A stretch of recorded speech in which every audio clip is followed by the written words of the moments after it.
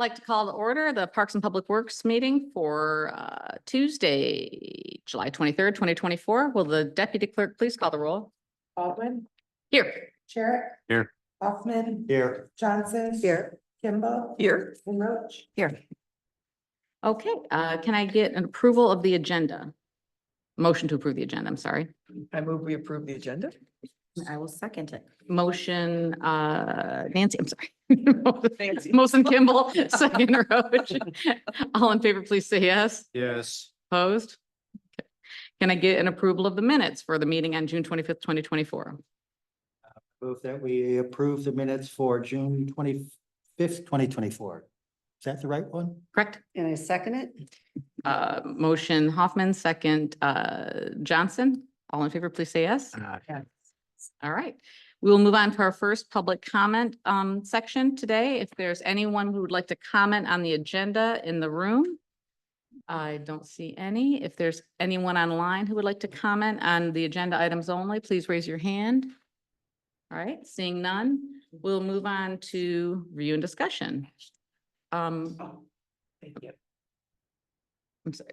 Are you good? Okay. All right. Mount Bald Head Bike Rack. And I think that the manager can take this away and get us started. Yeah, thank you, Madam Chair. So a couple of presentations for you here at your meeting today. A couple of our youth from the community of our Eagle Scouts, and as part of their required projects, my understanding is that they do some sort of like kind of community related project with local government. And so they've been hard at work kind of thinking through some different ideas, and are here this morning to kind of present what they've come up with and see what your thoughts are as a Parks and Public Works Committee. And then eventually, hopefully have your recommendation to the city council on their project, where they'll do some additional presentations and have some further discussion. So first up today is Brooks, who's proposing a potential bike rack at Mount Bald Head. So I'll turn it over to Brooks here in a second. Looks like Sarah's pulling up the packet, and Brooks has some presentation materials there. Go, Sarah, go. Is his presentation materials, and all right. So Brooks, we'll turn it over to you to maybe introduce yourself and go from there. So. Yeah, hello, I'm Brooks Massing, and as Ryan said, I'm an Eagle Scout, or going to be an Eagle Scout, working on my presentation right now. And the topic is a bike rack. So the goal of my project is to install one bike rack at around the base of Mount Bald Head. My plan, as I stated, is to install one bike rack. My troop can assemble the bike rack and install it. However, we would like to have a city employee put some sort of concrete platform there, so we can better install the bike rack and make sure it's not going to get moved. The inspiration for this project was from my old troop leader's wife, and she brought it up during a camp out, and I thought it would be a great idea. As you can see, I don't know, photos didn't get put up there, but imagine some photos of some bikes being tied up to a fence. Some of the bike racks I began looking on Amazon, and I presented those to the previous city manager. We had a discussion and looked into some bike racks that could possibly accommodate some electric bikes, just a whole variety of things. And I eventually came across Uline. What is Uline? Uline is a business that sells bulk industrial items. I thought they'd be perfect because they're well known and be good warranties on those. They also have three of the most common designs. You can see screen. First, the circular bike rack, which I thought would be the worst choice, in my personal opinion, because it only stores 32 pounds, and it's not very stable. Moving on to the grid bike rack, I thought that'd be the best one because it takes the most per dollar each bike. It can hold a total of 17. That photo is not the largest one. I couldn't find a photo to show that represented, but the one thing I didn't like is it takes up a lot of space, so it wouldn't be very efficient if we're trying to get into kind of a small spot.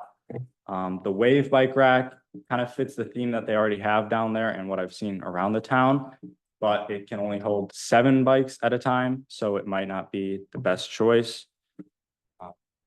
And then those are just some details.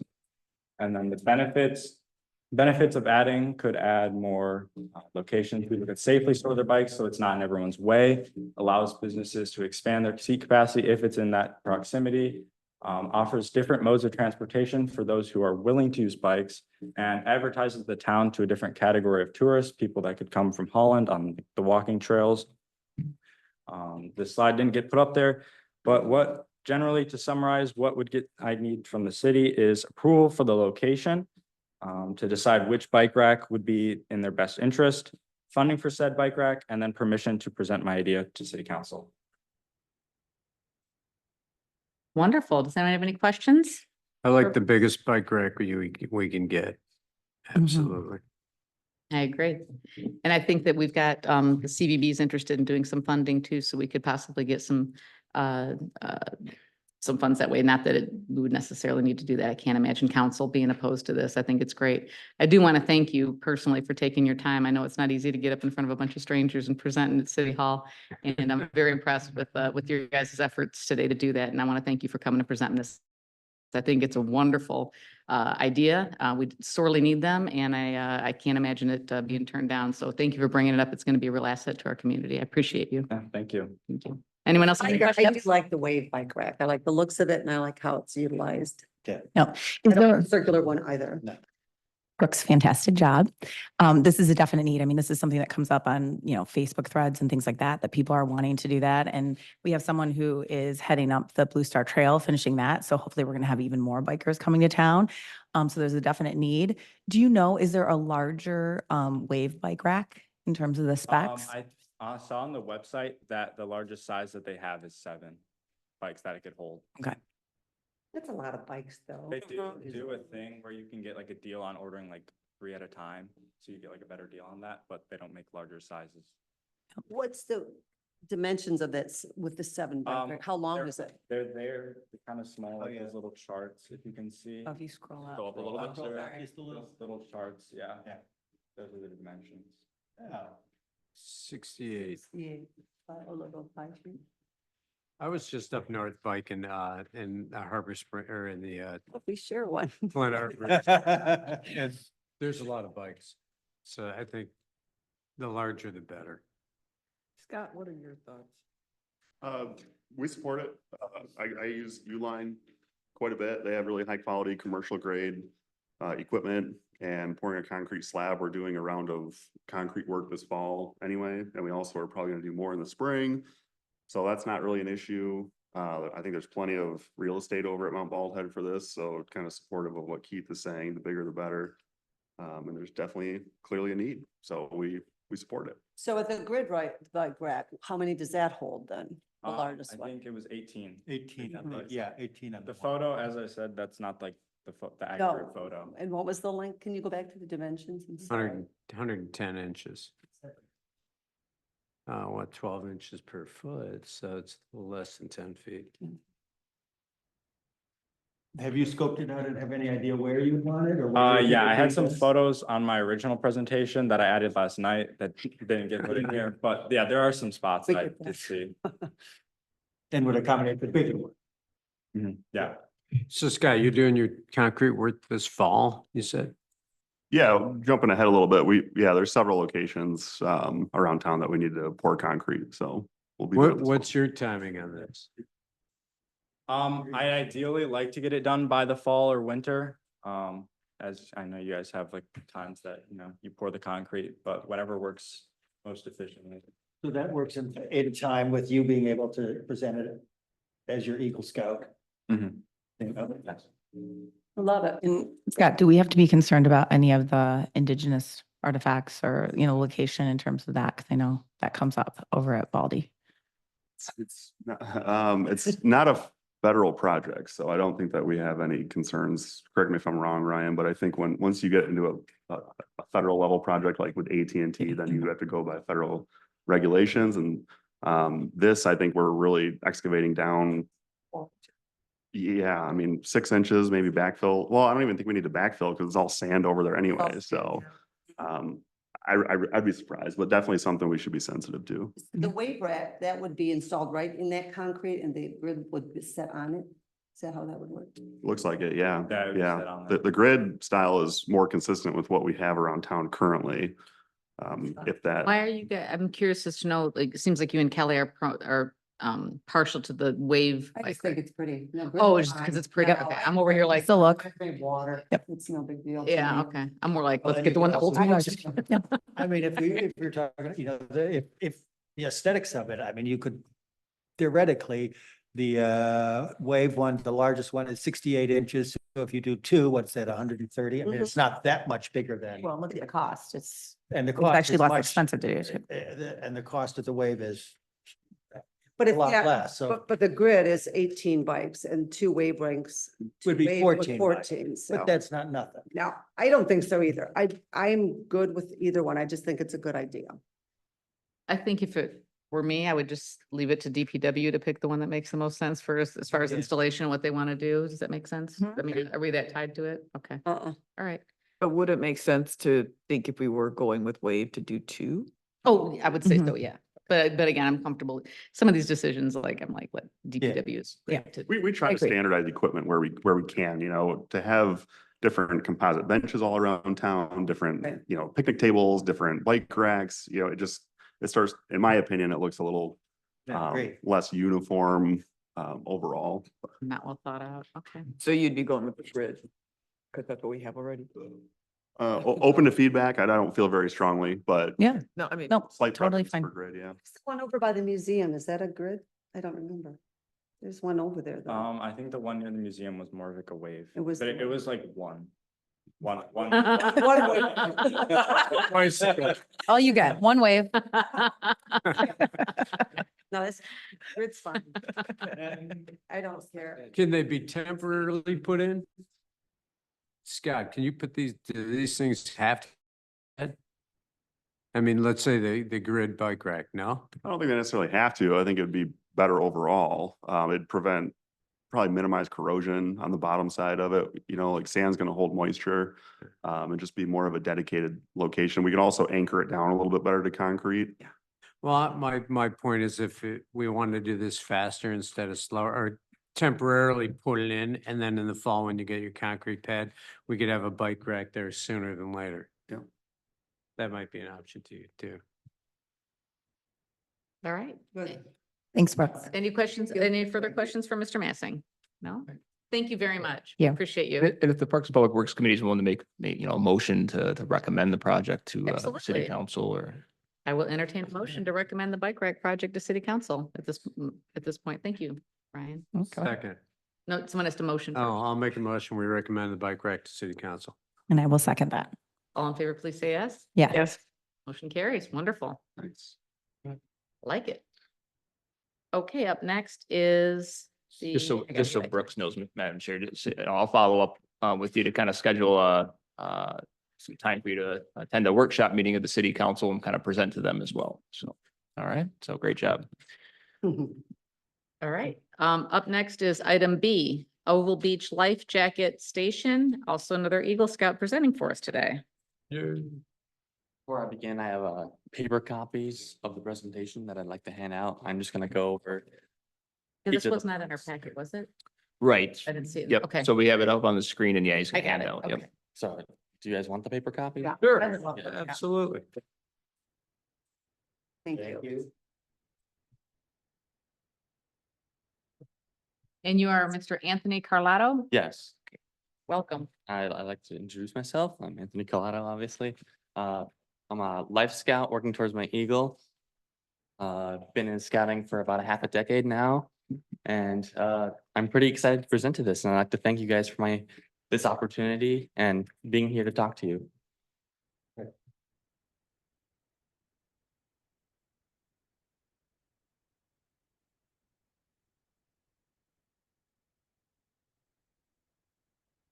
All right, so the objective of my project is to establish the life jacket loaner station at Oval Beach to promote water safety. The station has a sign that has descriptions. It explains why it's there and why it promotes water safety. And the main goal of it is to prevent the drowning incidents by providing free access to the life jackets for the community. I'm trying to think, there'd be 10 of them total. Right? Yeah. And then, so the background of the project is, drowning is the lead cause of accidental death worldwide. And so by having the life jacket loaner station, we can, lower that the chances of that happening here. By making it quick and easy, people can grab the jackets. We have multiple sizes ready. And after they're done using it, they should just be able to return it.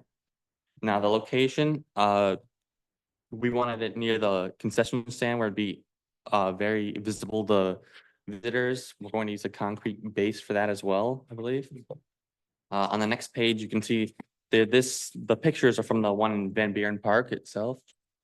The design is going to be very similar to that. The life jacket sizes are going to be, I believe, adults. I think there's going to be 2 baby, 2 children, and then like 4 teens as well. So they are going to be US Coast Guard approved. And then implementation plan, we're gonna coordinate with local authorities for support and funding.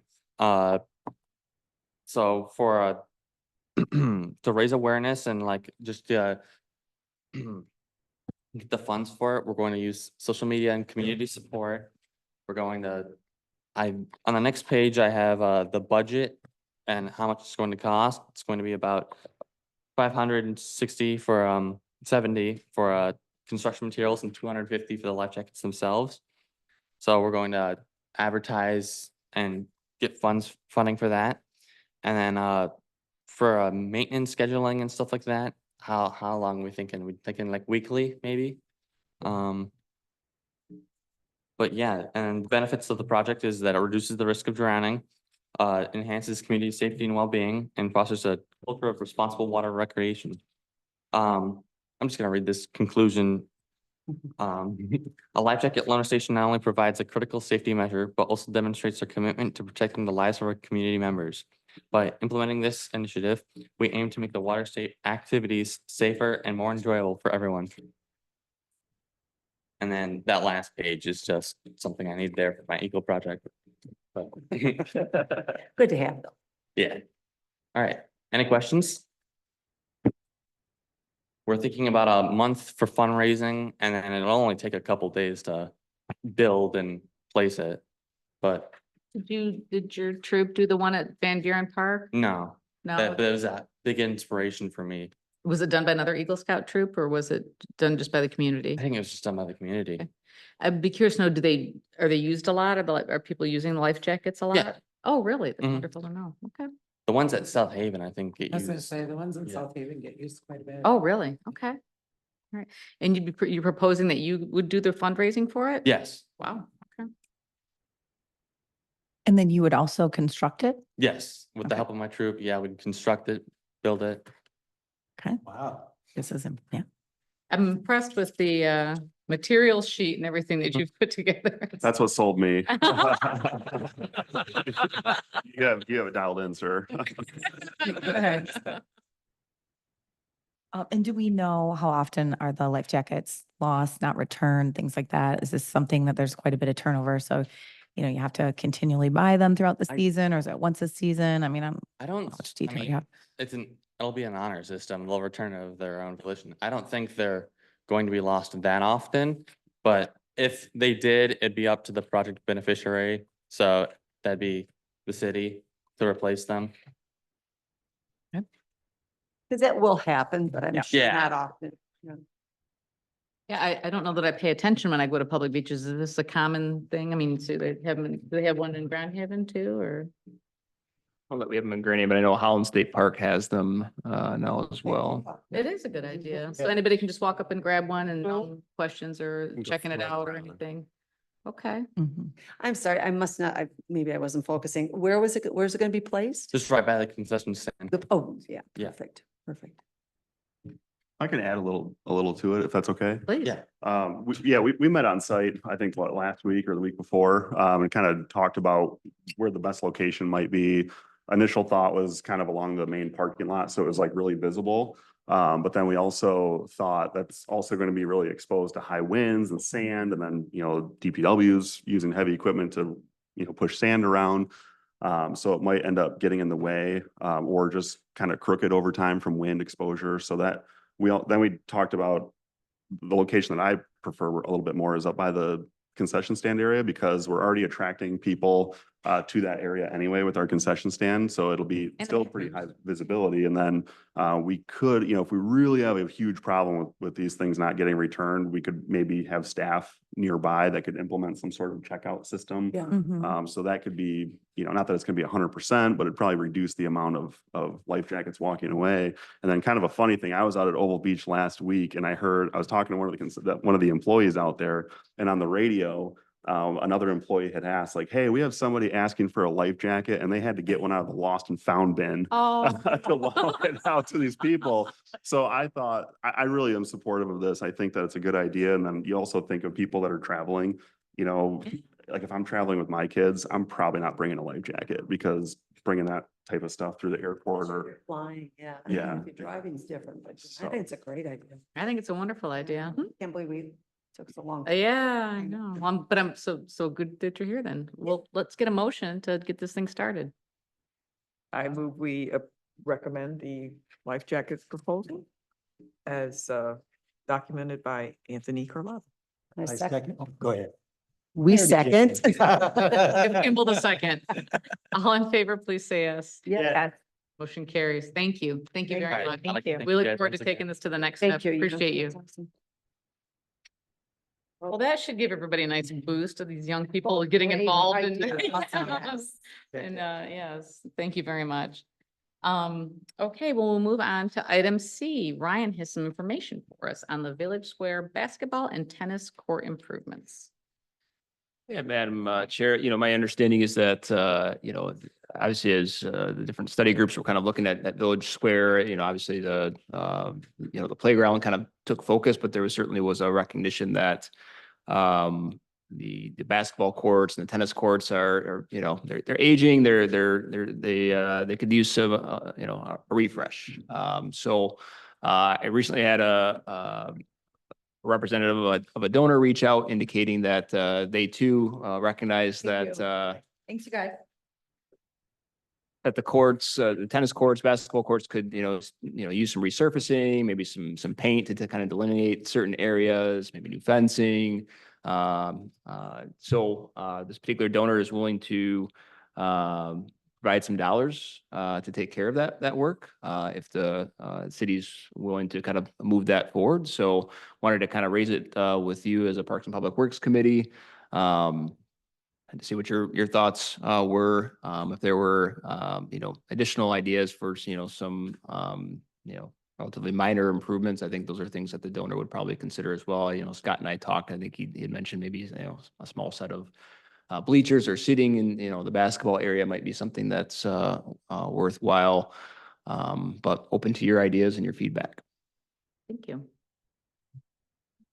So, Glenn and I had worked on this as far as like looking at that park holistically Mhm. when we first started these study groups. And so what I'd love to do is pull some of that up because I know we talked about, trying to activate that space as much as possible and making it multi-sport. Yep. So I'd be, interested if that's also kind of aligned with what the donor is thinking. I know right now there's like a huge amount of kids in this community that are playing futsal, which is soccer on concrete. So it's a very European, all over and public spaces there, and it's starting to come to the United States. Really, the only place that you can play it here is in the winter.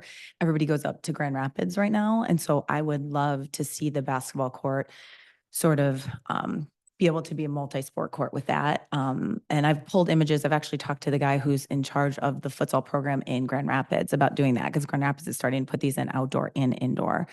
So I think that would be very cool. And that would be a really nice addition for the middle school, high school kids to have someplace to hang out and do things downtown. And it wouldn't be, I don't think it's very expensive, because essentially all it is paint. And then Lines. you would have a smaller soccer net below, and then they actually put the basketball net above. So it goes up. So it's a kind of one contained thing. I've looked online. I've not been able to find pricing for that. So I need to dig a little deeper. And then the other thing we'd want to be concerned with is just like the tennis courts have the chain link fences on both sides for flyaway balls. This one, it's a smaller ball. It's a little bit heavier, so it doesn't fly as much. It's basically on the ground, but we want to protect the business and the bathroom on either side. So maybe we wouldn't have to go as high, but we'd have to think about, you know, the aesthetics of it. Do we want to match the other side of the park or something like that? But I also think, you know, is this something that we want to do a survey on and see what else community wants to see in that space, right? And it was mentioned the pickleball court, of course, Mm-hmm. you know, doing that multi-purpose. So it's a great idea with the. Yeah. soccer. Is there anything about pickleball or futsal that would, I mean, like tennis courts with different lines for pickleball, Mhm. basketball Yep. court, different lines for Yep. that, so that's all fine then. I mean, they're, Well, other than futsal, it's all already had that use. right. And I know, oh gosh, but Into the Elements, they offer tennis and pickleball Mhm. paddles for free. Anybody that wants to come by, they come in, they can borrow them, they can play. And I do see that space being used a lot, and I see a lot more basketball being played in the summer too.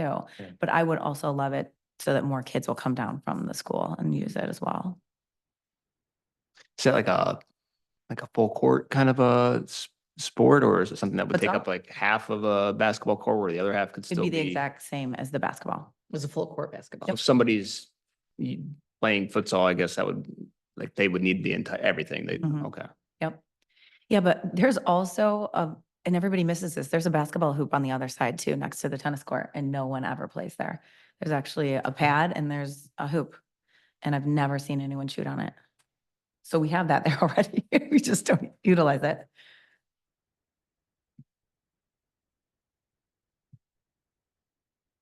So, Uh, well, go So you ahead. basically have two sides. You got the basketball court on the south side. So you're saying maybe the other side where the single hoop is?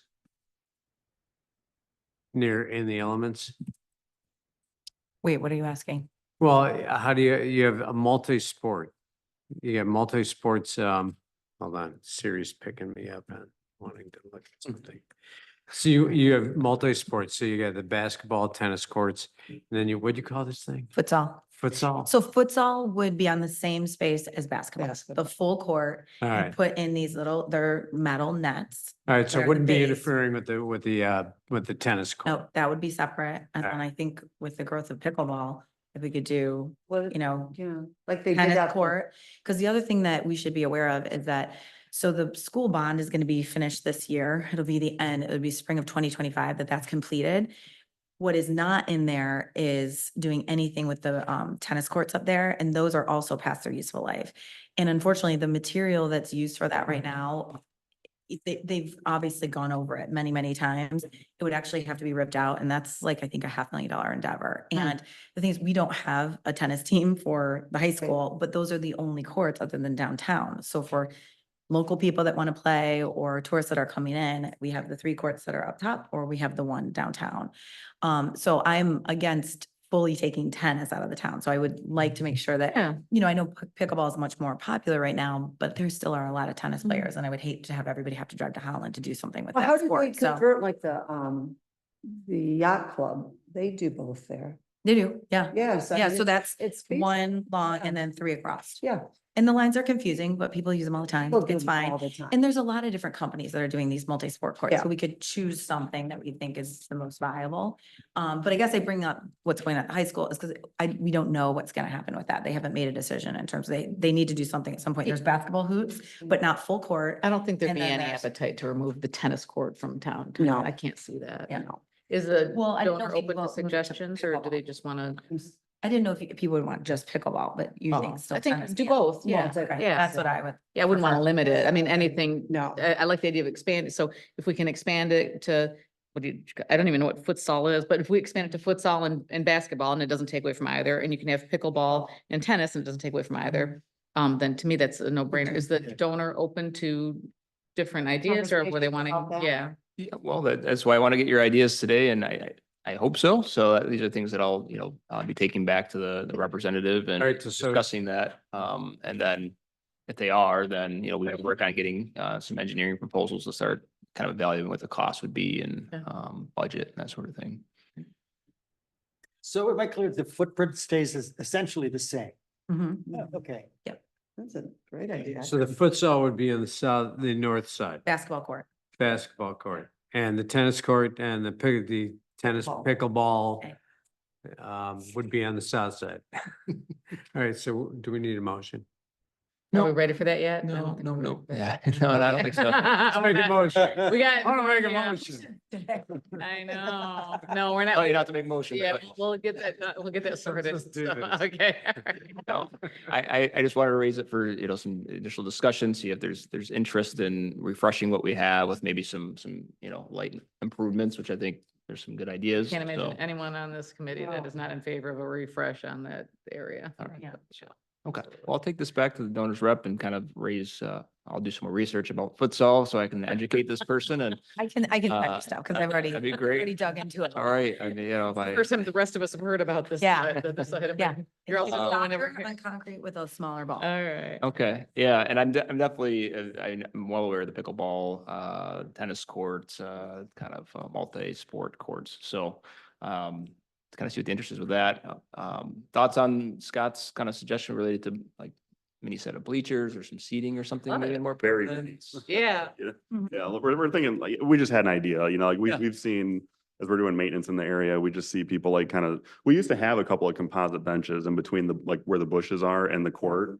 Those have disappeared, and not replaced, and and there's really not a whole lot of real estate there for them anyway, but we were thinking maybe like they have like the, short little like 10-foot wide, maybe 2 or 3 flights of steps, They have at high school ones. They've got yeah, those small exactly. ones. On a concrete pad. Yeah. And kind of make it legitimate. Maybe they'll donate. Yeah. Future Eagle Scout project. Exactly, right. Well, good. So did you get everything you needed? You got our assertion that Yeah, we want to yeah, move forward with that and that's some not good limit feedback. anything, but Yep, so we'll talk more with the donors representative and see if they're open to the additional ideas. If they're not, then I'll circle back to have some further conversation about whether or not it's the right project, if there's a desire to really make these multi-sport. Otherwise, if they're like, yeah, great ideas. Let's start putting together some more solid kind of, we'll talk with the engineer to kind of see what the cost would be, so. wonderful. And I'm sure I can speak for all of us when I say to thank the donor for their generosity. It's wonderful to see that in the city. I mean, everyone's got ideas, but it's always helpful when you come with ideas and a check. So, yeah, I appreciate it. Yeah, they're pretty Okay, open, thank you. so. And I know we have a member in the audience. We will have public comment as soon as we're done. I saw that you wanted to speak and I'm sorry, just we have to wait for. So that's the procedure. Okay, we will move on now to DPW updates. Okay, I will be very nice to Sarah over here this time and keep it high level. We've got a lot of irons in the fire currently. So I'll just kind of recap some of the more big picture things. So City Hall landscaping, that's finally underway. So we have a plan. We're told that irrigation would get installed this week. That might have been a little ambitious. More realistically, it'll be next week. But everything's marked out. Edging's been installed. And so progress is going to be made over the next several weeks with the landscaping at City Hall. So very welcome to see that. The council a while back approved permanent no parking signs to be installed up in the residential area on top of the hill on by the high school. Public Works, we just went out and measured and staked everything. We've got MISTIGs submitted. So over the next few days, utilities will get marked.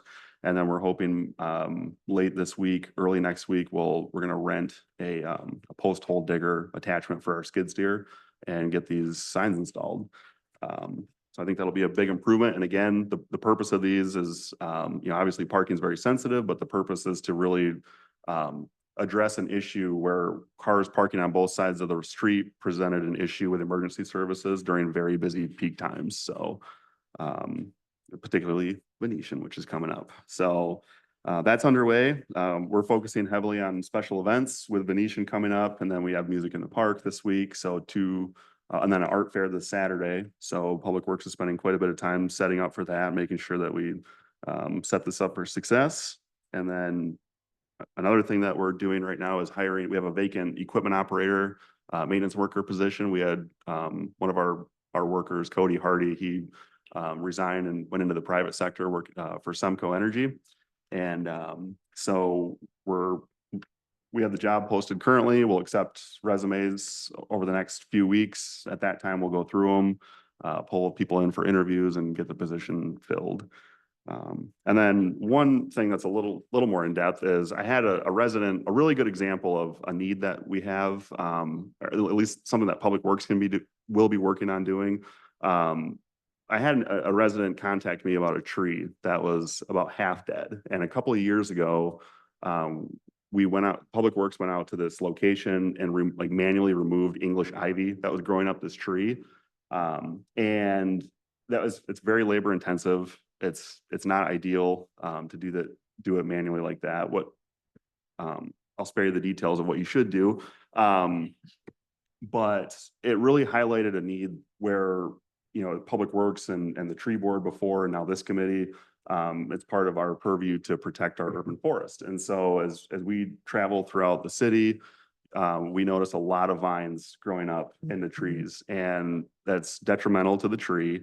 And we feel like we could be a little bit more proactive about maybe communicating with the property owners about this, and highlighting the need. A lot of times it's in almost every case, it's somebody that has a flower bed around a tree, a city tree, and their myrtle or their English ivy or whatever kind of vine it is inevitably grows up the tree.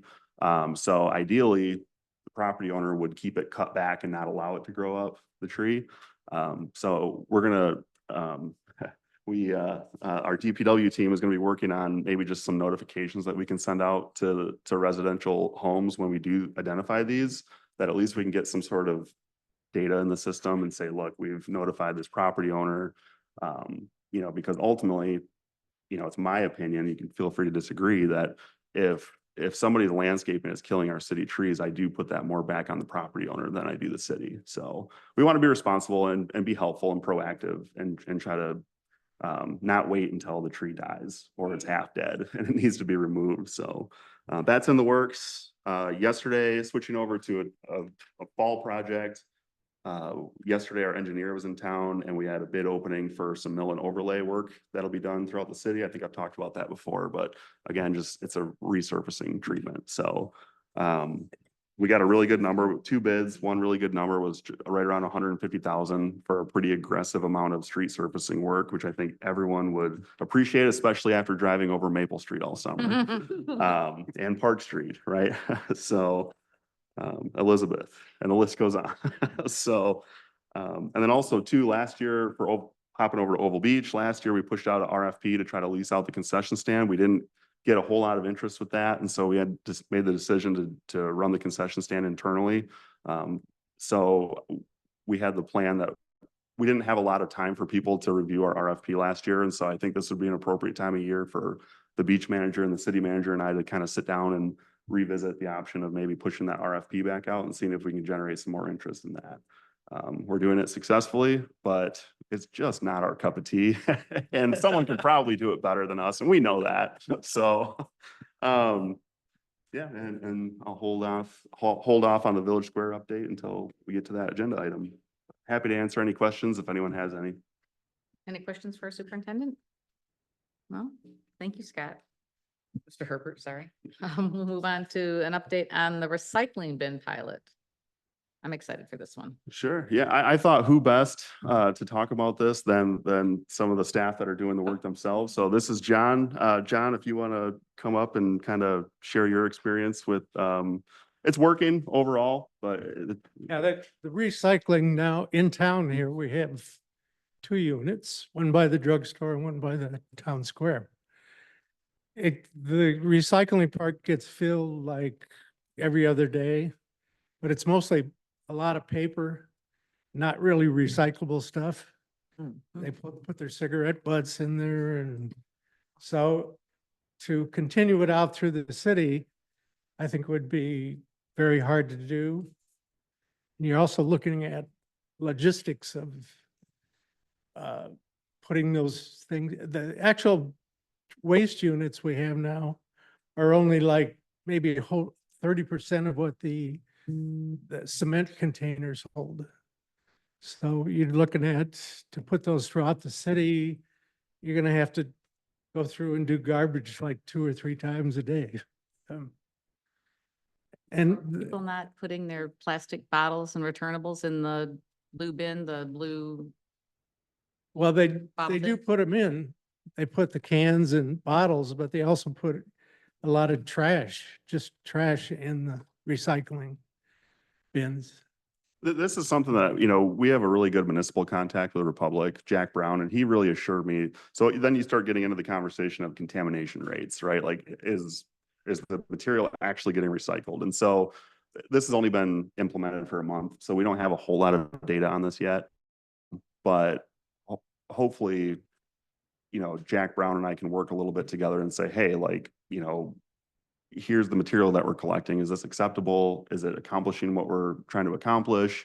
And they do have a pretty generous contamination rate. So we'll see, with some dialogue with Republic, we'll see if this is setting out to achieve what we're hoping it will. So is the trash going in your estimation because the other one's full? No, No? no. Okay.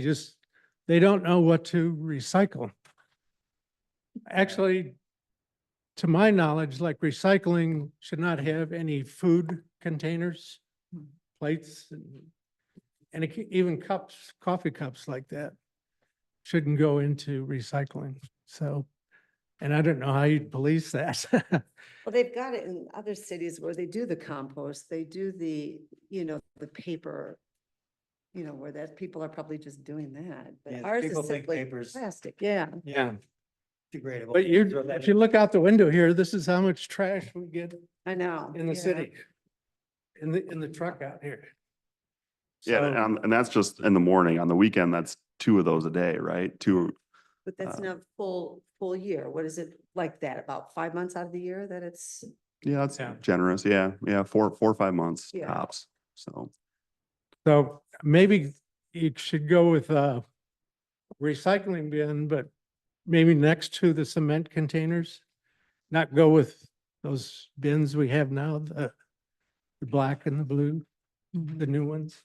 Yeah, one thing I noticed is that with the recycling bin, it's open on both sides and we only have the label on one. And I don't know that that makes Yeah. a difference. The company seemed to think that it did. So I can call and see if we can just get another thing where it says bottles and cans. So it says it on one side, but I noticed like at Village Square, it's people coming across and I'm sure they're just doing this and it's on the other side that's on the playground side, That- who knows? probably could make a Good point. difference. Yeah. So I mean, that costs probably nothing. And at least then there's an education piece going on. We can try it. We've already invested in this, so we might as well try and make it work as best as we can, Up on it. right? Yeah. So I don't know what the plans are.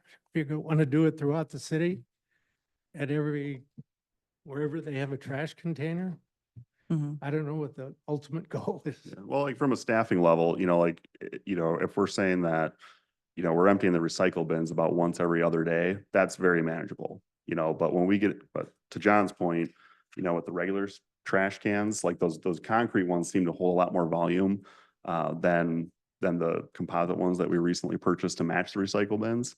And so that's when you start getting into having the maintenance need of potentially a third round of trash every single day. And so for that, then we're at a point where we're stretched thin, and if we're gonna empty trash like 7 a.m., 4 p.m. and then like 8 p.m., then we're gonna start looking at maybe 2 shifts at Public Works, and like it's really a big step. But what seems more manageable is having maybe keep the concrete bins out there for regular street trash. We seem to be managing that okay. Yeah. And then just adding some recycle bins, Think about something like almost the businesses, to throw that on the businesses, but like they adopt a recycle bin, and do that and they're in charge of it. We maybe purchase the bin and then it's like in front of the Gables. I know that if we bought a bin that matched the rest, we could manage the maintenance of it almost. You Yeah. almost adopt it, like you do a roadside. Yeah, there's a couple restaurants in town, one in particular that jumps out to me. I won't name them, but where it's just the way they serve food. It's like kind of cafe style. Everything that they sell seems to be put in like styrofoam containers, or and the volume that which one I'm talking about. It's some restaurants, you know, if they have like their expanded outdoor dining areas, they're not emptying tables and putting it in the street No, trash. You exactly. know, and so it doesn't seem right, 100% that, you know, if their business formula is to kind of have the to-go type style, maybe it's worth having some of those restaurants have their own trash handling. Yeah, It makes something like sense, that. yeah. The common grounds, you could empty that thing 2 at least 3 times a day and it's full. The same way with the, down the street, that little deli. Mhm. Oh, the big old pizza boxes. I've never thought about that. You're right, because I actually eat at a couple of restaurants occasionally that it's all takeaway. You It's all throw it in the city bin. Well, like you look at like Wicks Park Bar and Grill, like they don't empty their tables off into the street trash can. No. Like, you know, they do a great job as far as their outdoor dining area. Saga And Taco does a great job with their outdoor dining. When you go up, they've Yeah. got 3 different, they've got. Yeah, they have compost, composting. returnable- Yep, they've got, I think they do an excellent job. I haven't seen one as good as Saga Taco in the city. No, Scott, I thought we got the same size as the aggregate. we did, concrete it's the ones. shape.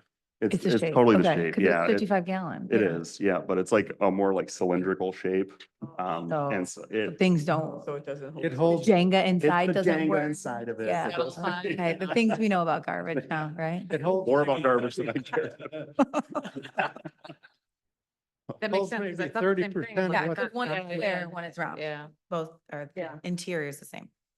So, good to know. It holds 30%. Yeah, maybe 30-40% of what the big concrete ones do. So, Mhm. you know, if you're gonna put those throughout the city, it'd be a tough job for us to do. Well, yeah, my mindset really started to change a little bit. Like, you know, when we first started this, I was of the mentality where like, no, we need like a recycle bin next to a trash receptacle everywhere.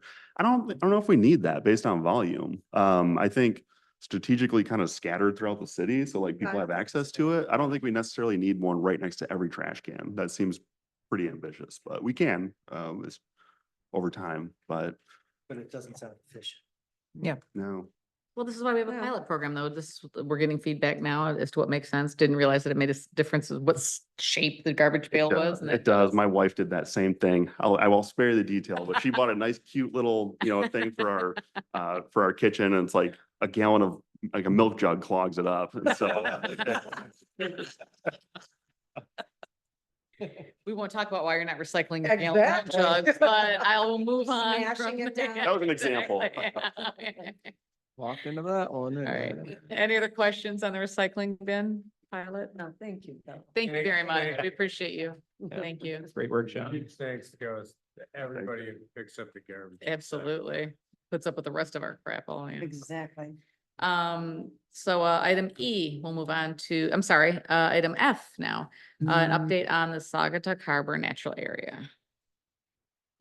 Yeah, Madam Chair, I mean, from a staff perspective, no real updates on this one this month. You know, I think I explained at the last meeting that we have access to look through some old emails to try to do some further research. I have our city clerk is very busy with the election right now and then handling a lot of treasurer related duties. So it's just something that's, you know, we just haven't been able to get to yet. Okay.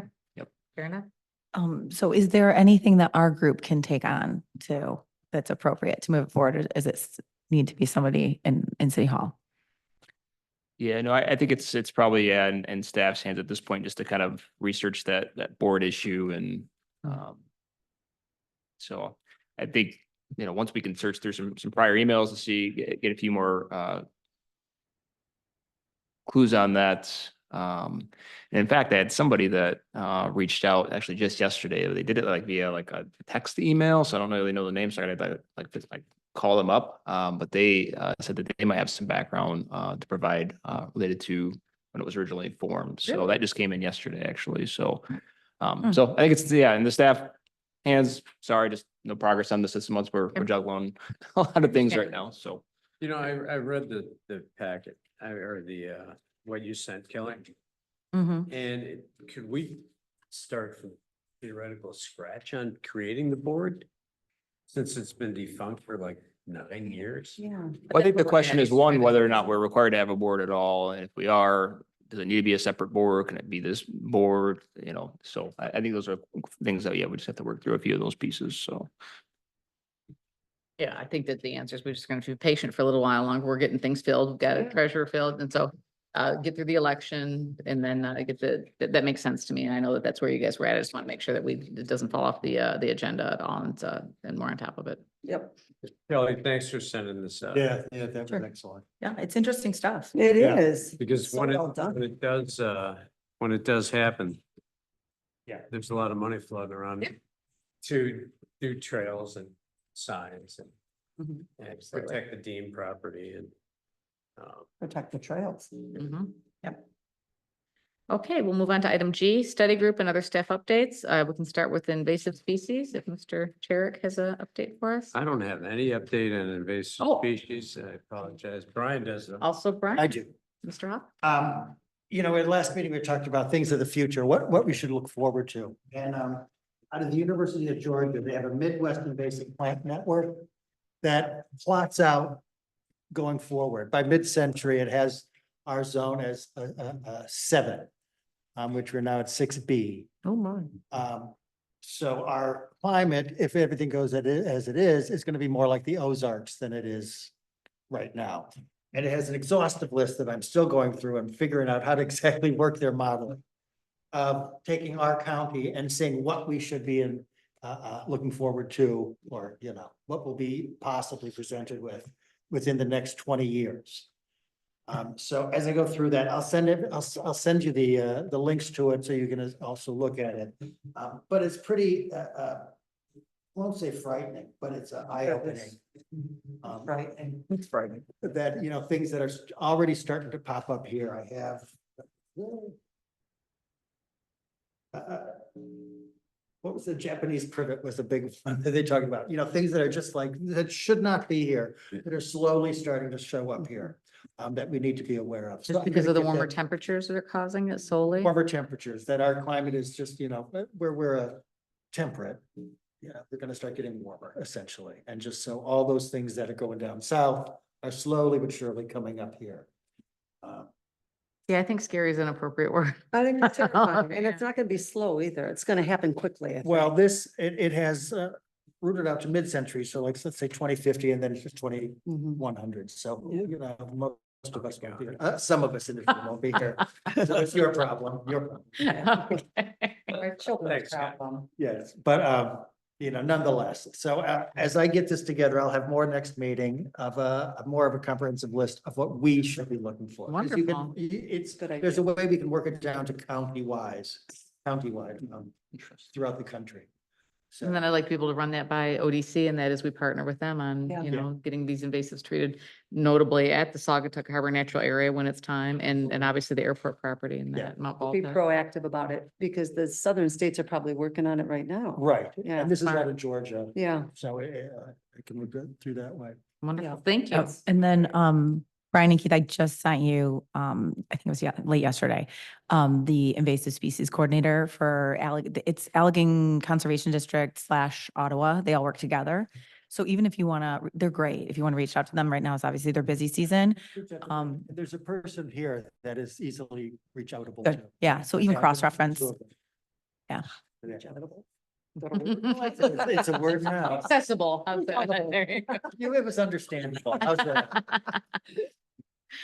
All right, thank you very much. I appreciate that. Yeah. Item 2, the airport property. I know we have updates on this from our city manager. Yeah, so I met recently with the Outdoor Discovery Center to kind of get a status update and where we are as far as schedule. So their attorneys have begun drafting the conservation easement language, you know, for a portion of the property. So once that language is drafted, they're indicating that should take a month or so. Then you know, we'll have to take a look with you know, city council and see what their comfort level is with language, if they want any changes, you know, be more restrictive, less restrictive, that sort of thing. So that's in the works. Their surveyor in the next 4 to 6 weeks should have the survey work done as it relates to the boundaries of the area that's proposed to be included in the conservation easement, that area that's, you know, predominantly really on the eastern portion of the property where it's more ravine-like, steep grade, floodplain, wetlands, that sort of thing. As it relates to the other phases, they're looking to do some, well, one, meet with the township here in the next month to kind of firm up what's needed from a zoning approval perspective and work through that process. Assuming they have those approvals, they're planning on some trail defining, more formal trail defining this fall. And then in the spring, doing the parking lot improvements, trailhead signage, potential overlook. And then once that work is complete, then the last phase will really be the invasive treatment and habitat restoration. So, so that's kind of what they're looking at as far as a timeline. We've received the donation from the donors and then paid ODC half upfront to get that work started. So a lot of attention on this. I think the Holland Sentinel just had an article this past weekend, and I literally just as the meeting was started, Wood TV reached out and they're looking to do a piece on this as well. So. Thank you. Any questions for city manager? No? Wonderful. Thank you. In relation to the airport property, a guy named Jim Cook, who lives on the northern side, came up with he uses an app called Merlin, and he lives right next to the airport property. He came up with a list. I'm not going to read them like I read the last set. 70 birds that he's detected that go through there on a yearly basis. And I'll bet you there's a half a dozen to a dozen here that are extremely rare coming through here, especially the warblers. He also came up with his mammals. He came up with deer, coyotes, foxes, possums, raccoons, and woodchucks. And he said again that there's a family of gray foxes that live there, which are an offshoot of the red foxes, but they're extremely rare. And then he didn't list them, but he didn't list the kinds, but numerous tree frogs, toads, salamanders, and he said, of course, snapping turtles. But I did send this to y'all. Did you? I I haven't think I seen did. it. My email. Oh, no, I sent you something else, but I will send you that too. Please do, yeah. Yeah. Does everyone know what the Merlin app is? Yeah. Yeah, it's really don't. great. You don't, so it detects birds. Would you play it and you It's run it a sound app on. and it'll listen to the sound. So anywhere you are and you're hearing birds, you run your Merlin app and it'll hear it and it'll tell you what you're listening to. Yeah, it's a great app. It's fun. Further than guessing. Yeah, well, you can just leave it out if you want, like first thing in the morning, to leave it out on your patio. University of Cornell University on the East Coast, and so you just press sound and it Oh, yeah, records that's a great. birds.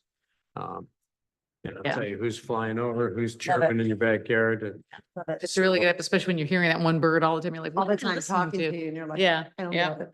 It's a really good app. I do have a quick question before we move on. So Ryan, it's kind of invasive species / airport property. So we have the middle school fundraiser coming up, starting September 9th. And right now we have September 20th, identified as the 8th graders going to be out in somewhere working on invasive species. Okay. So, and that's what we did. We did Mount Bald Head last year, and we worked on Asian bittersweet there. There are still vines to be pulled. When I hike up there, I still see it because we sprayed them red so the kids could identify them with their Okay. group leaders. It would be amazing to do something at the airport property if we think that the ODC is actually going to be moving forward by that time. And it doesn't have to be invasive species. That was just what was of interest last year. It could be trail development. And even if they're out there to do like maybe a little bit of a kind of lead in while they're in class, and then they know, this is a new park that's being formed and they're actually going to have a hand in doing some type of trail work. But it would be about 65 8th graders. Oh, And wow. it's right now it's a 2-hour time slot. And the day is moldable. We just Okay. chose that because that's when we did it last year. But anyway, if anybody has ideas, we're open to them because that's the one that I still have to figure out exactly where we're going to do Okay. this. Yeah, well, that's a lot of energetic help. So, Energy.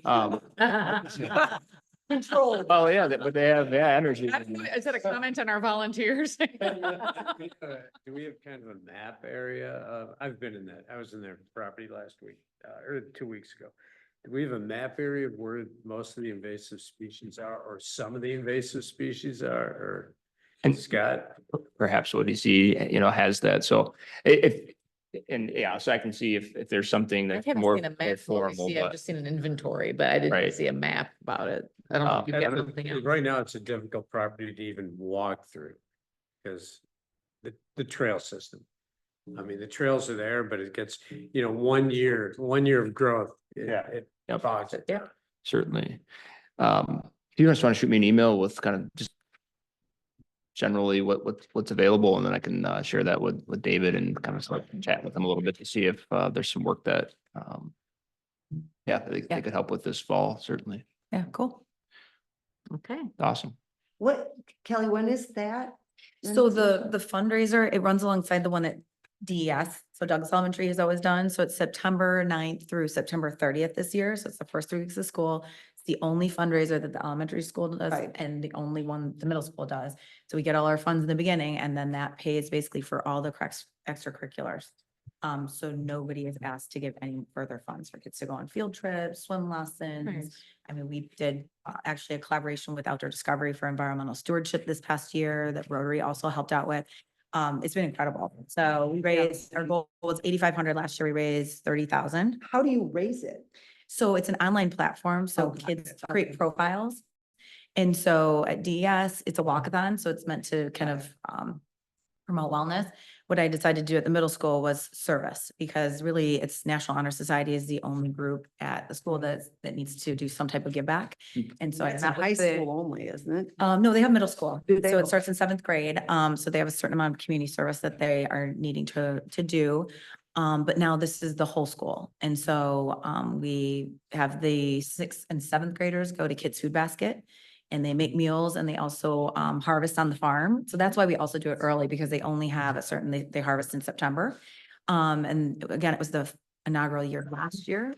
It's awesome. So they each did that 2 hours, and then the 8th graders, we decided to do something different. So it was a huge collaboration last year. It was the city, it was the Allegan Conservation District, it was Riverwood Council. I mean, there was a ton of people that came and did it. Nancy's husband was a photographer last year. It was great. And the kids loved it. I mean, one, they love getting outside the classroom. But then also we have this amazing space, this environment that we all live in. And we take for granted that every kid has access to it and they do not. Right. And that's what we've learned from the elementary school level, is that you think you have the 5th largest lake in the world. These kids should know how to swim. They don't. And so that's why we provide swim lessons at Holland Aquatic. And you think kids have access to the dunes and understand that this is a really special environment to be growing up in. And I had kids come up to me and say, this is the 2nd time I've ever been here in my life, right? At Mount Bald Head. Yeah. So we want to continue, especially with the middle schools, to have sort of an environmental aspect to their learning and to use our downtown and our park system as the classroom. So that's what the goal has been Some with that. stewards of it. You're Yeah. creating stewards. It's a Yeah. great Yeah, program. yeah. So then they create these profiles. And really what we've learned in terms of the fundraising is that it needs to come from outside the community. The businesses hit up a ton, right, by everybody. And they've been super generous through the years. But to raise the kind of money that we need to run these programs, it's got to come from grandma and grandpa and everybody that lives outside the community, and it works. So, yeah, So That's the once gist of it. The You're getting a profiles, laundry, will be right? up- yeah, well, Okay. if we need to, but yeah. Yeah. everything will be on the profiles on the website by September 9th. Not sure what you're asking. So like the families create profiles for their kids For or the their kids, kids. middle school, high school, they are not old enough to do their own. So, yeah. But yeah, so then, yeah, you might be getting hit up for money. I always get I donate to everything. Yeah. trust me. Yeah. You're on my list. You know what the reward is, right? You get asked to donate to more, like Uh-huh. your reward for donating. It's My like, goal is to You get leave, on the list. my goal is to leave penniless. Yeah, so yeah. I'm working on it. Thank you for doing that, and thank your clone too, because there's no way you can know this works. Thank her. Yeah. All right, we'll move on to item 3, Blue Star Multimodal Path. Well, Ryan, I'm gonna let you maybe elaborate on this, but just to give you the intro, we had a meeting last week with C2AE. And there were some things that they said which were just a bit, I hate to use this word, but alarming. And they basically are finding out that the entire trail needs to be reviewed by, and is it, it was all new to me and it was very confusing. The history, what is it? What do they call it? The Historic SHPA. Preservation Yeah. Office, yeah. And also that involves the tribes. Mhm. And so the tribes now need to review the entire length of the trail. And this is new. We didn't I expect. was just, I this. read that, that is new, isn't it? Yeah, yeah, I've never I heard that had one never either. heard it. And, we knew there were concerns about the area around the cemetery. But anyway, at this meeting that I wasn't at, but you were, Ryan, they found out more from MDOT about this requirement. And so C2AE's concerns are that if they go ahead and complete the whole design and then something comes up, in conjunction with this review by the tribes, we might have to change the design and there might have to be rework, and that's of course a problem. So, and once you get the tribes involved, they have 60 days to review. But then they can ask for more time, and it could drag things out. And it was very concerning to me. And can you elaborate? Yeah, I mean, I think you covered it well that, yeah, I mean, there were certainly, some cultural sensitivities and archaeological concerns near the cemetery and the township.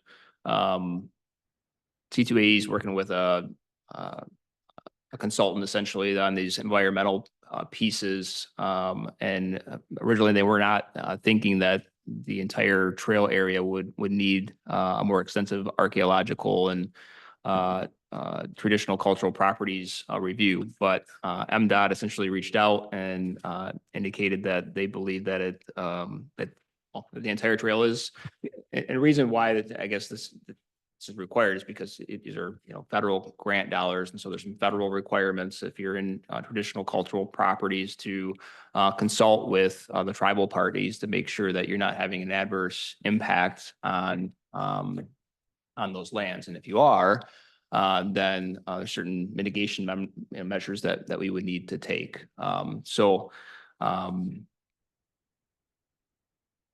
We have to make sure that we've submitted very complete plans for the tribal review, including the extent of, our disturbance areas, not just where the trail is going to go, but, how far outside of that are you going to disturb while you're even doing construction related activities.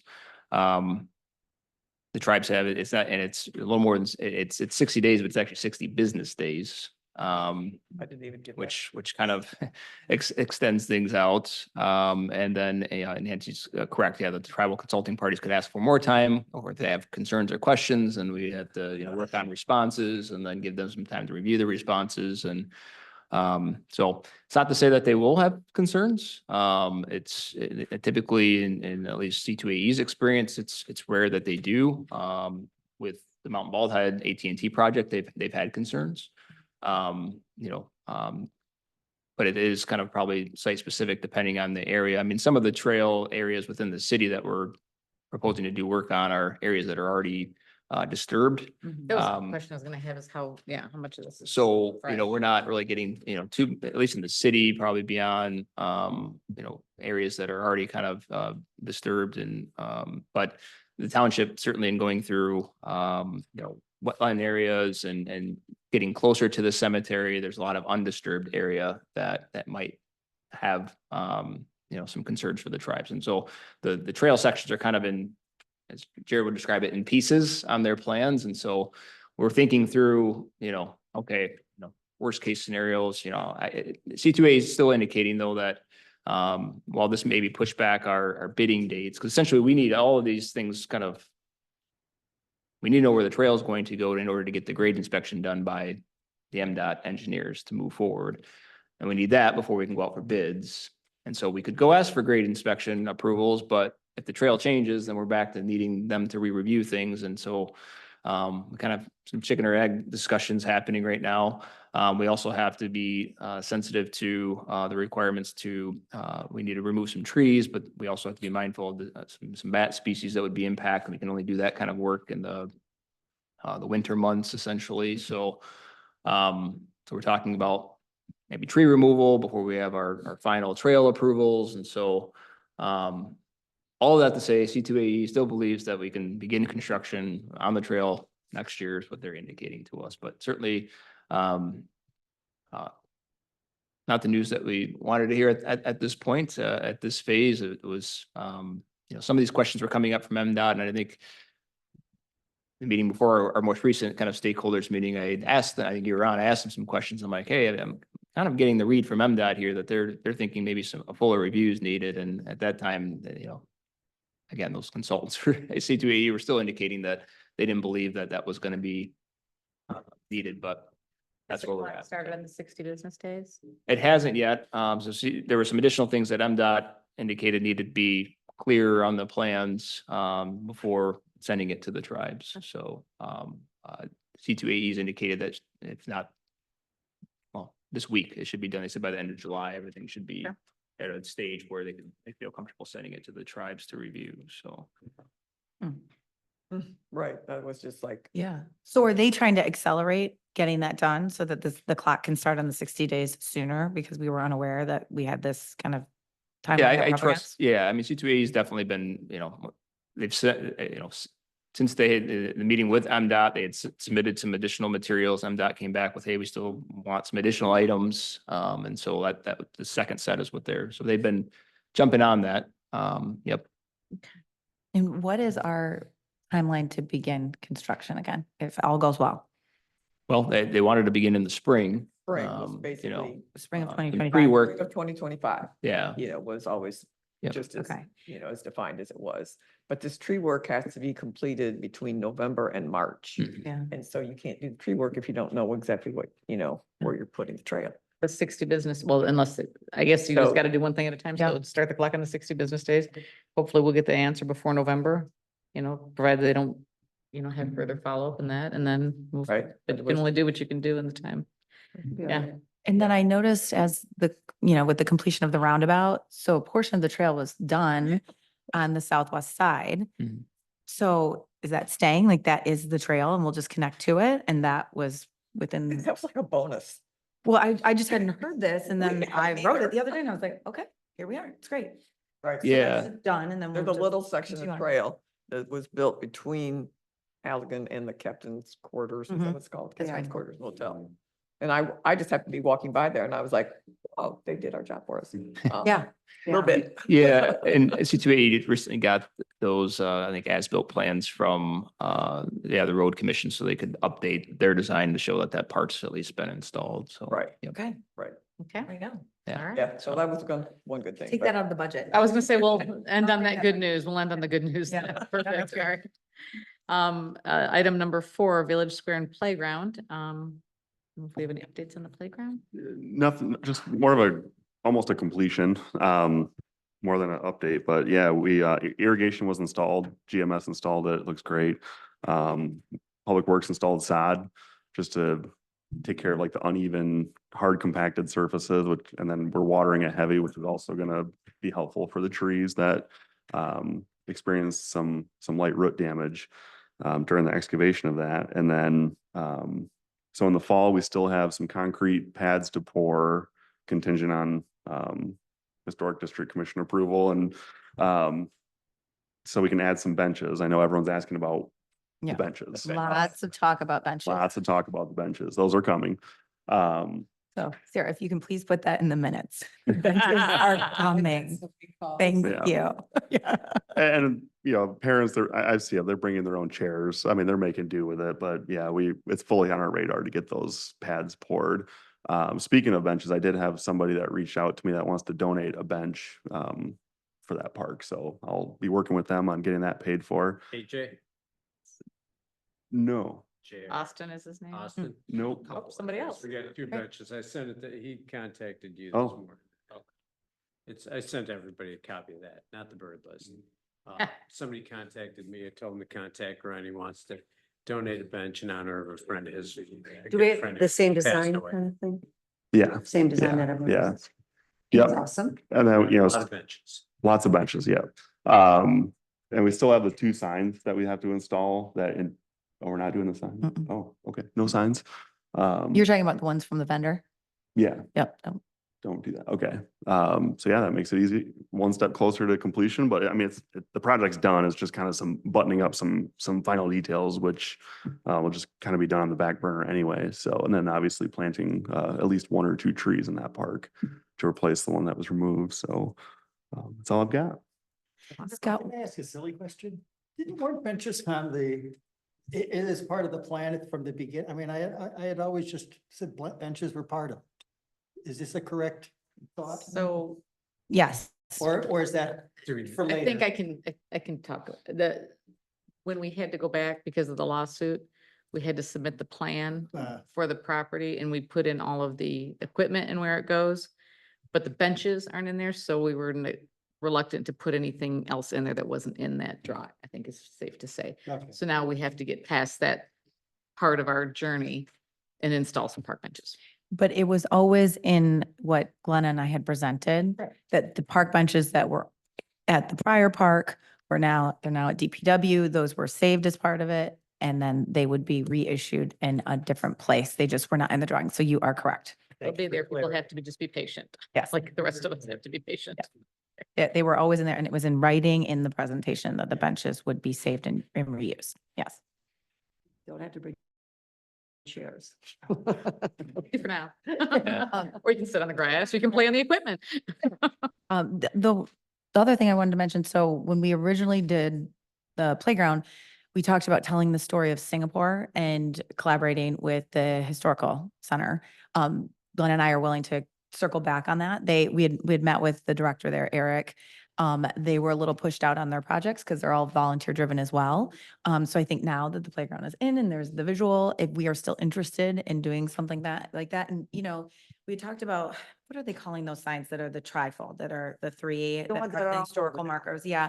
So that, it would be sort of that same group that would do this, but they would do it in a same type of material, different format, because they haven't done something like this where everything else is where the historical thing happened. It's on location. This, we're telling a story that's happening a couple miles away through all these materials that were used at the park. And they've never done it where they've tried to relate to children. It's always been in an adult format. So we were thinking of doing it for both adults and children to tell this story. In a similar format. So if we're interested in that, then that is something that we need to reconnect with the Historical Society about. And then, that would be like next year I type think it's thing. a And fun figure out. idea. Look at all the people that look at this sign down here. Every time I walk into City Hall, there's somebody out there lurking on that sign. And I mean, it's, I think it's awesome. just the don't know idea that why we we're a wouldn't do it. buried city, like it's Yeah. crazy, right? I mean. Yeah. it's- Yeah. Yeah. We talked about kind of doing it as a treasure hunt where the kids, okay, where's the canoe and why do we have a canoe here? This tells the story I of the think that's indigenous great. people that live there, and then go find the canoe and then all the way out to the Jeep that's in the front. That's the dune buggy. So anyway, a lot has happened since we talked about it. So anyway, if we want to No, I circle back think on that's that. I think it's a great I think idea. that's necessary. It's always nice to inform and educate. Yeah. So in a fun way. Can I just ask a question about the zip line? There's no easy way to get on the thing. Is there something missing there? No, it's the way, those are the modern zip lines and that's a safety thing. I asked about the step to it. So yeah, you have to lift a kid up. The kids can't probably use it. Mhm, They yeah. can't- shit. Yeah, no, I can circle back with Jeremy again, but I know when we had talked about it originally, I wasn't a huge fan of that either, but it's hard when you haven't seen it to see what age child could actually reach that. My all. oldest granddaughter, who's 5 feet tall, could run, leap and grab. Yeah, we can text Jeremy and just see the vendor and see if there's anything they can do, but I remember talking about it and that was based on the safety standards for that. Well, it's not very functional. Yeah. Okay. We'll see. Okay, we'll move on to item 5, Park Street, Mount Baldhead improvements and AT&T status. Yes, so as it relates to the Mountain Ballhead improvements, I included our engineer work to our city council. Continuing on with the design, I think the design work's nearly complete, was from the report. And then they've, begun some work with the upper platform. So we're moving, that's good. With the Mount Baldhead improvements, it's not a federally funded project, but we did reach out to the tribal consulting parties as well, just to let them know the work that we were doing. So they're made aware in case they had any input that they wish to provide as well. AT&T,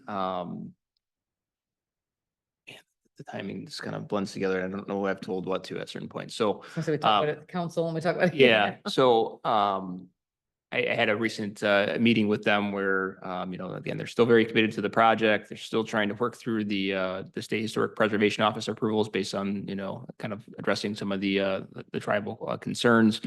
You know, some of the concerns are related to, you know, ground disturbance. And so the AT&T had asked, hey, would you be willing to, you know, have us attach our conduit to the bottom of the steps in the upper platform? So that way, you know, we're not, you know, disturbing at least the ground under those areas, to hopefully minimize some of the concerns. And so, Scott and, our engineer took a look and, feel like it really wouldn't be seen, or, you know, wouldn't be that visible. And they didn't seem to have concerns with that. So their, subcontractor was working on kind of drawing up some schematics and renderings to kind of show us what that would look like.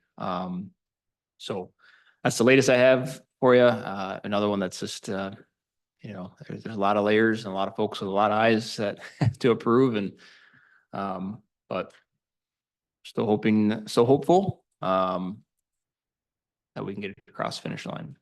So. I talked to Scott earlier just on Park Street. I've had residents reach out to me, and I've noticed it too. There's just been, there's, with the addition of Woosah over there, there's, I mean, whole packs of people that are walking up Park Street, and it's pretty dangerous. I know last year that Scott and his crew kind of went out and trimmed up, you know, scraped some areas and pushed back some brush and all that. And I was asking if that was possible to get them out there, and I don't know if you wanted to. Oh, it's very possible. Yeah. So I just want to be really upfront and clear about this. You know, Public Works, we get a lot of requests for trimming back vegetation. And I think people have the expectation that we're going to, you know, we go out and we manually prune back brush so that it looks as good as it possibly can. And if we had unlimited resources, we would do that. But to cover potentially miles of road, you know, making sure that signage is visible. You know, one great example, I just had like the DETS crew trim back some brush on Butler's or on the bridge, you know, along the guardrail. A lot of that stuff, it was encroaching signage and it's growing up into the utility lines. Over time, it gets worse and worse. And so I think what Public Works would have to do to realistically trim back a lot of this vegetation is rent like a brush hog with like an arm and reach out and mow this stuff down. It always looks really gnarly when you first do it, but you know, after you do it, a couple of weeks later, some vegetation starts growing back up through it. It becomes the new normal for people. Then it's, you know, we did it with North Street last year, and I think I didn't really hear any complaints about it. So maybe this is just me anticipating a complaint that's not going to happen, but I mean, I know. I would just say, just if it's in the, it's a safety issue. It's in the cities right away. It's keeping people from walking closer to the, you know, area where they're not going to get creamed by a vehicle, and, you know, and people are, I see people and it makes me want to cry out there with their dogs and their strollers. I mean, I should worry, I guess, more about the stroller than I do the dog, but I look at the dog first. But so I see people out there with their dogs and their strollers and people are wanting, I'm like, oh my God. So it really, if there's a trade-off, I mean, to me, it's a safety issue. There's no real way for us to walk on Park Street. And if it just means that you got to trim back some brush on the cities right away to make the signs visible, the people more visible, and to give you Tight distances at intersections. Yeah. I mean, all of that comes into play. So, area you to know, see, then I'm absolutely in favor of it. I don't. I think we've been talking about this for 2 Mhm. Yeah. years. I mean, Yeah. it's been talking about it for 25 years since I've lived on that street. It just has to. well, it's good to know. Remember that we had this conversation when we go and do the work, and please have Public Works' back when people complain about it, because I mean, it's a thing, like, and it's totally a balance. Like, we're not just gonna go out and like willy-nilly just mow stuff down because, you know, this is a window of opportunity. Like, we really try to do like a reasonable job where we're achieving, you know, sign visibility and sight distances at intersections, and we're not going further than we feel like we have to. You know, there's probably going to be some expectation that, you know, if we go down a couple miles of road, that, you know, people will probably expect us to like rake up the wood pieces and stuff after that. And it's just not realistic. It isn't. And it's necessary. So we're happy to do it. It's just, we would like support with this when we do it. I'll go out and Yeah. talk to anyone you need me to talk to. You know I like that. Hired.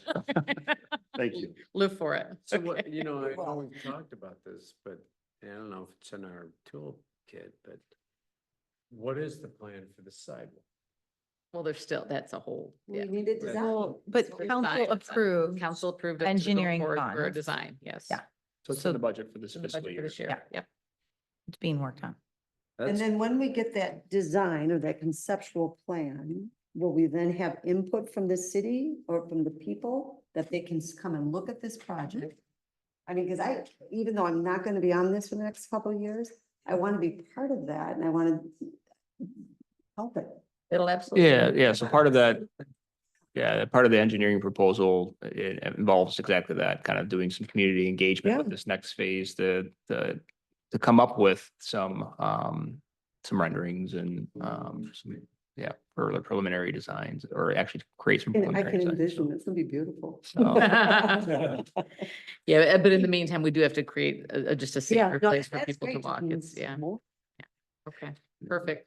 Go back you. It's not that easy. So- Yeah, it's, Scott, it'd be nice to have like some survey markings out there just because, you know, if we're, Yeah. there's That's a great idea. areas where the right of way meanders one way or the other towards private property. And so this is a big deal. It is a It's a big really deal. big undertaking. And just the act of doing it will not be the end of it. I promise you that, but The brush hogs do work well, though. they do. They do, they're Yeah. amazing.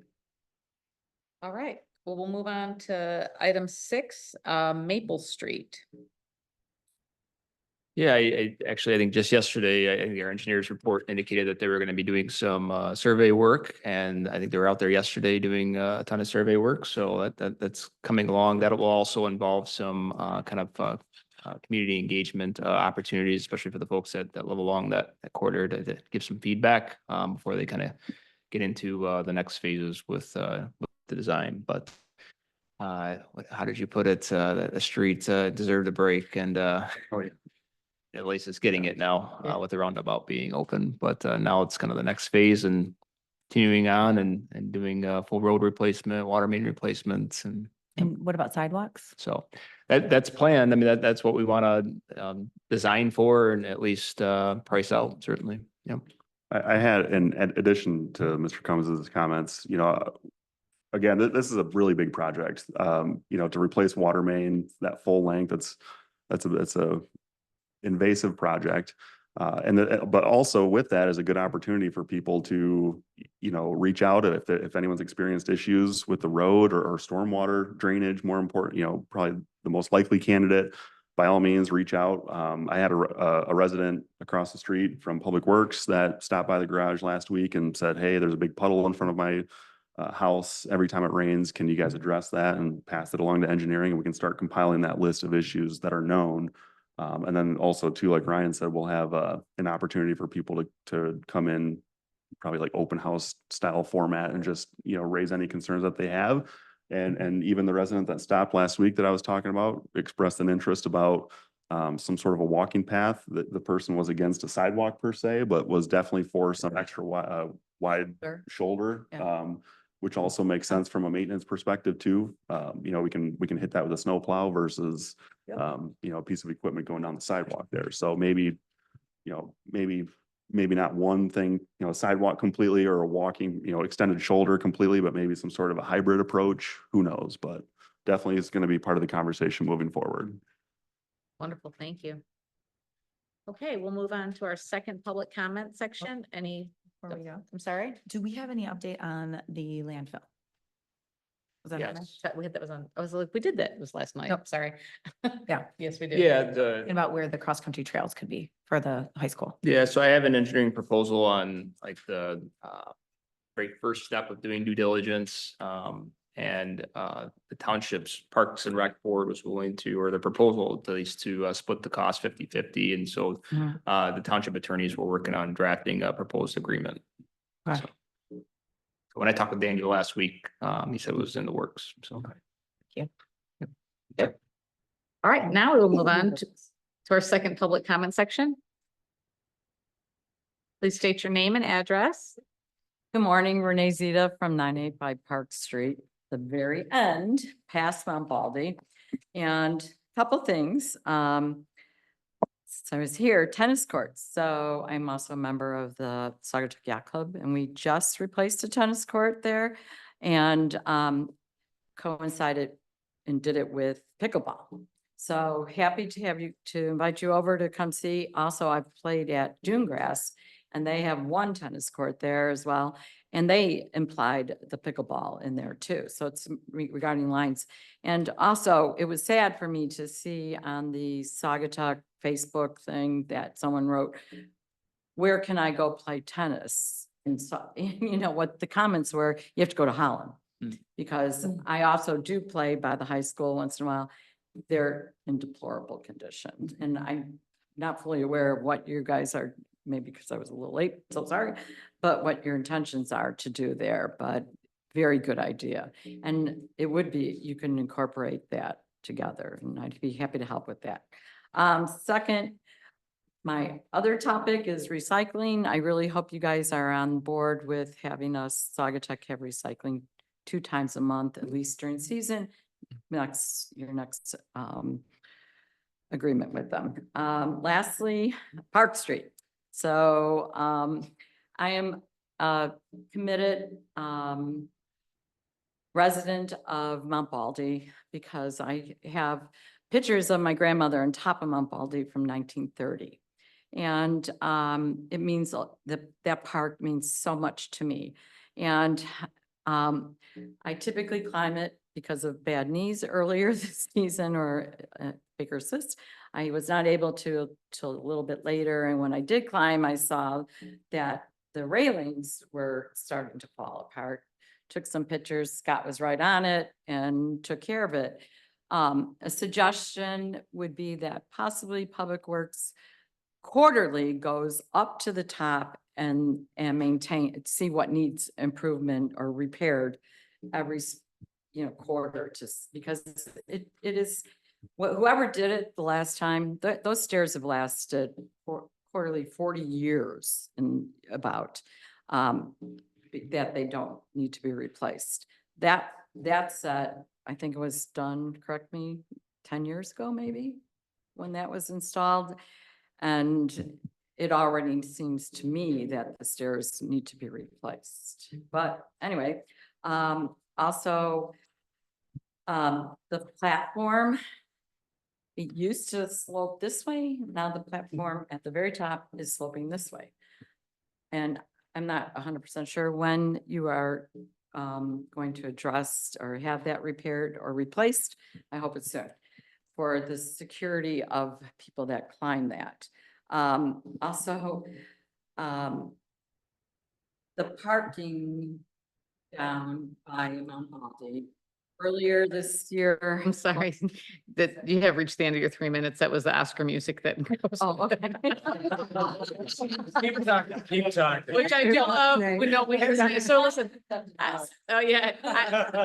And I do hate to cut you off. I know you're the only person here, but we have to follow the rules because I know it's easy not to follow the rules when it's fun and light like this. But we have to follow the rules for when it's not. So we appreciate your comments. Thank you very much. Thanks for.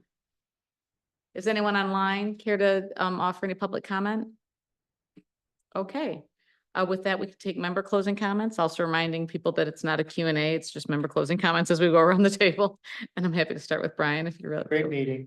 Learned a lot. I'm gonna keep up on the invasive species coming. I'll get back. Thank you. Yeah, great meeting. Thank you to everyone. Appreciate it. Renee, I'll start climbing Mount Baldy. I'm serious. I will. Good day. That's it. Just want to thank DPW and Scott's group for everything at the Village Square. The playground looks amazing. All the facade looks great. And just thank everybody else for their work.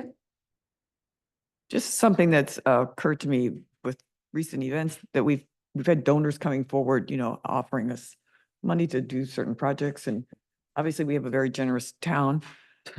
And I'm just thinking, and I don't know if it's us, but should we be somehow formalizing this and encouraging people to do this? Is that something that would be, has been considered, or would that be under our purview? Just, and I realize this is not a discussion, so I'm just throwing that out there. I'll use my member comment to address that. There is talk about putting together some sort of a foundation that would be totally separate from any kind of a city thing. And I would want to do it separately for a reason. And we talked. Our 5-year parks plan. Yeah, yeah, but just to get something that, so you can, people don't want to write a check necessarily to municipality, but if you knew there was a foundation that was dedicated solely to X, or you know, Right, that right, kind of thing. right. So Right. certainly that's. So that's something It's that- on the list, and there's just so many hours in the day. Okay, well, let me know. And then I also want to thank Scott's crew and Scott for doing a great job keeping all the, Yeah. balls in the air, and it's a busy time, and the city looks great. So, I mean, it's so easy to overlook things and to be fussy about things, but man, all of us are really lucky to be here, and I think about it every day. Very grateful. Thank you very much. So with that, This weekend. I will, yes, good luck. I will entertain a motion to adjourn. Motion. I'll second it. I will give Campbell the second. All in favor, please say yes. Yes. Meeting adjourned. Okay, so now what is this? that they want? Is it interview? Thank you, Renee. Okay. Yeah, Last year, this December, your lockbox down at the bottom of the building. And I think